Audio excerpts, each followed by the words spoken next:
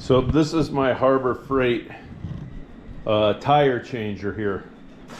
I don't know what they cost, like 25 bucks, something like that. And I saw modifications that you can make to these, and I went ahead and I made my own. I'm gonna show you those right now. So these are the parts that I made. Now this slides over this part and I'll assemble it all. And I actually bought this because I wasn't gonna machine it. I don't know how well it's gonna work, but this is supposed to fit down in the on the machine. It replaces that sort of cross piece that goes on there. When I set the machine up, I'll go ahead and I'll show you how that works. Now this is just a piece of galvanized that's big enough to fit over. This is a piece of, I think I only had angle iron, so I went ahead and I welded the two pieces of angle iron together to make the square pipe. And then I had these receiver inserts, and I used that to make the movable piece. And then this one, I bought the duckbill, and this piece goes on there and it all fits together.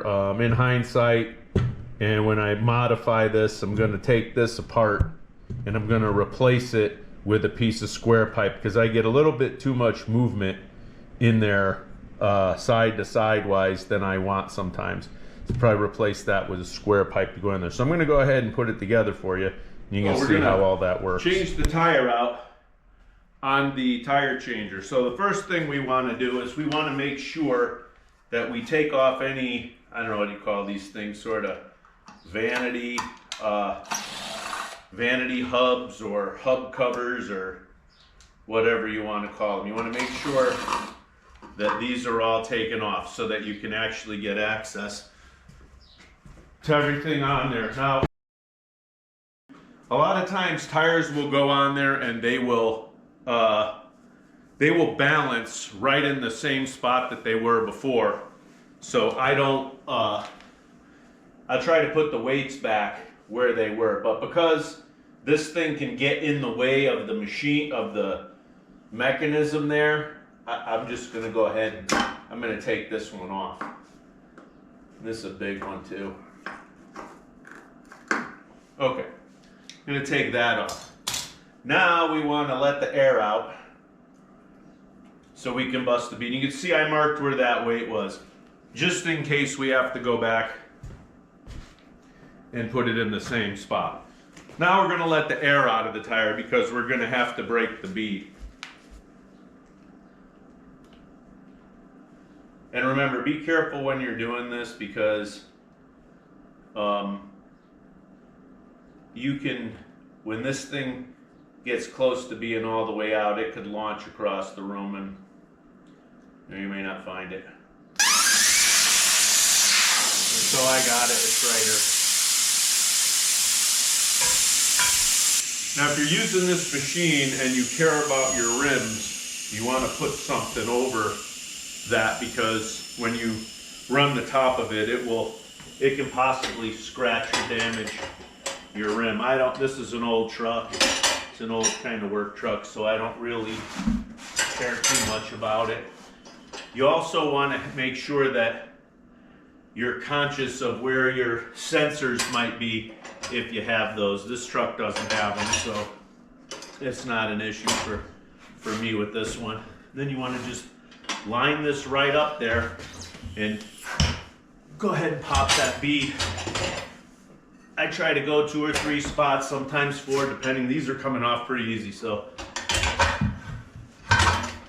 probably just 3 on this one. Yeah, that's good to go. Now, do the back side.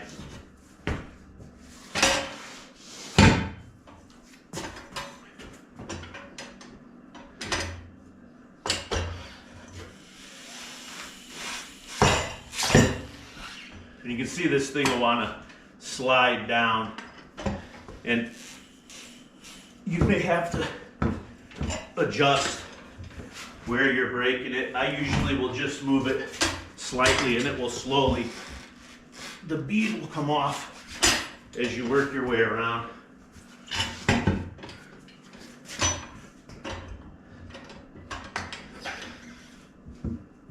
Yeah, see, there you go. And it came off as you slowly work it around. So this one's actually done. But I'll do one more spot just because I got it here. Okay, so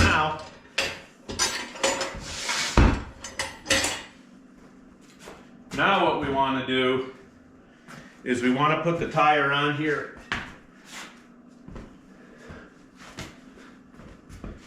And make sure that there's a stem in here. And you want to make sure that this stem goes through the tire. So now we're going to put our duckbill assembly. Now, for mine, this side, the duckbill has to go on that side. That way I can get my spoon and stuff in there to make everything work. So we want to line the duckbill up, right? Get the duckbill where it's supposed to be, right? Make sure that it's all going to flow smooth, and then we tighten everything. So I check to make sure that my vertical is on there. That all seems to be good. Now I'm gonna tighten the duckbill itself. That's all. Everything's where it's supposed to be, right? So see, you got smooth movement. Now what I'm gonna do, I'm gonna take my soap, if I can find it, here it is, and I'm gonna go ahead and soap up everything here. Like I said, they sell special lubricants for this. I imagine vegetable oil would work. There you go. Okay, so now you take your spoon, you reach it into your bead, and you pull your bead up over your duckbill. Right now, you could take it out. Most likely, I'll try it just for giggles. I usually leave it in, but I'll try it for giggles. Then you lock this in, and you walk around counterclockwise, or I don't know if the British say anti-clockwise or whatever. So there you go. So that one's off. Now, when you go on the inside, what you want to do, you want to get your tire into the well here. And you want to reach in and you want to grab your bead. And then you want to, again, pull that same thing, get it on the duckbill, and pull your bead up over the duckbill, just like that. And then grab your rod and start walking it around.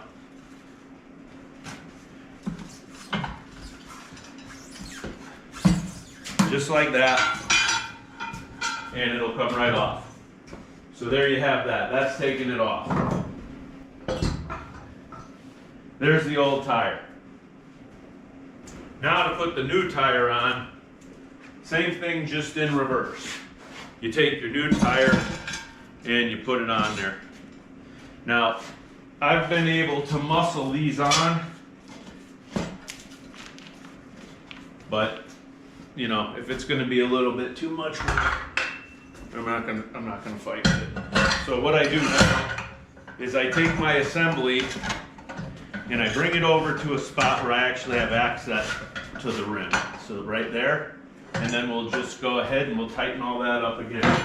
For the back, for the inside of the tire, what we want to do is we want to get the duckbill.